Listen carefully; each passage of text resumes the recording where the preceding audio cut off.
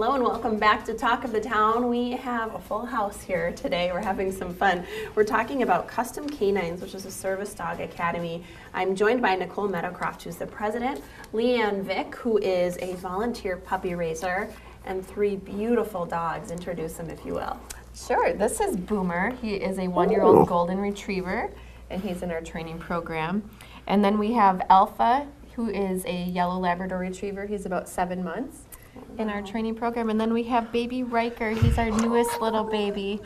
And Perfect. he Cue is, the yawn. That he was is great. just 10 weeks old. Oh, he is sweet. And starting in our program. How Yeah, wonderful. he's Well, awesome. thanks for bringing him along today for the You're welcome. conversation. Let's talk a little bit about what Custom Canines does. Sure. An important program. Yeah, we're a local nonprofit organization here in the Madison area, and our mission is to raise, train, and place service dogs with people in our community that have a vast variety of different disabilities.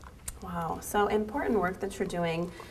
Training a puppy, however, I know from experience takes a lot of work, but it is really a life-enhancing service that is very much needed for somebody who's living with a disability. Let's talk a little bit about the training process and how that might be different than training a regular dog. You got it. It's a lot of work and it's an important job, but we start with baby puppies here like Riker, and we start them off at 8 weeks old in our training program, and we have volunteer puppy raisers that give up their hearts and their homes for these puppies for about 18 to 24 months.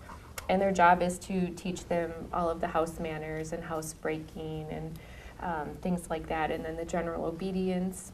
And then we start training them to do life-enhancing task work for that person that's going to receive that dog ultimately. So it's about an 18-month process. We have bi-weekly training sessions that we offer for all the volunteer puppy raisers. And there's really no experience necessary. We take a lot of pride in taking you through every step of the process and teaching you how to train this young little hero into a life-saving service dog for somebody in the future. What a big job and what an important job. Leanne, it must be challenging but rewarding, and then at 18 months you give them up. How tough is that? It's one of the most rewarding things my family has ever done. I'm not going to lie, it is difficult. I kind of tell Nicole, if your heart doesn't break a little bit, you haven't done your job. Mm-hmm.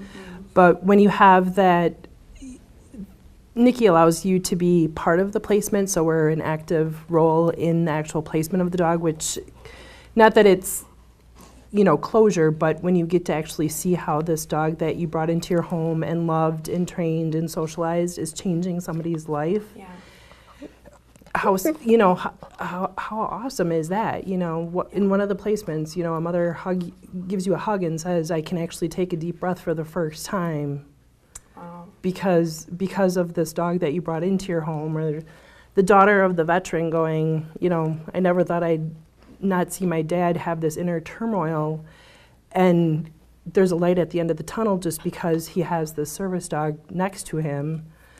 How Really can you special. beat that? Yeah, that's really And it's just special. because we let this little puppy into your home and you love them and you train them. And like I said, I didn't have any experience when we started. Custom Canine gives you all of that. And it's just a really cool experience. Yeah, it sounds incredible, and then the experience of watching them be placed is really sweet and Right. special. Let's talk about the types of dogs that are good for a program like this. Sure. We use several different breeds of dogs in our program. Obviously, the golden retrievers and the Labradors tend to do really well with service work, but we also use a lot of standard poodles and the doodles for the hypoallergenic piece of our program for children that might need to take the dog to school, or people that have a workplace environment where there might be sensitivities to allergies. We've actually placed a couple of miniature dachshunds in our program with a couple of our veterans, and we've had some Old English bulldogs and some other various breeds that we have used. And primarily what we do right now is train dogs for children with autism. We're doing a lot of dogs for military veterans and civilians living with post-traumatic stress and multiple disabilities. We work with people that might use a wheelchair. So those dogs act as extensions of their arms and their legs. And we also work with guide dogs for people that are visually impaired, and pretty much everything else in between. We've done some hearing dogs, some diabetic alert service dogs for people if we have the resources and the talent to train a dog to help somebody with a disability, we're going to give it a shot. Wow, really incredible work that you both are doing. And we got to head to break, but how can someone get in touch with you if they want to get involved? They can contact us through our website or our phone number. We'd be happy to talk to anyone that might want some more information or to get involved with what we're doing. Wow, well, thanks for joining us today. Really appreciate it. Thanks for bringing these sweet pups with you, and we'll see you hopefully soon. Thank you. Thank you. We'll see you right after the break, so stick with us here for more Talk of the Town.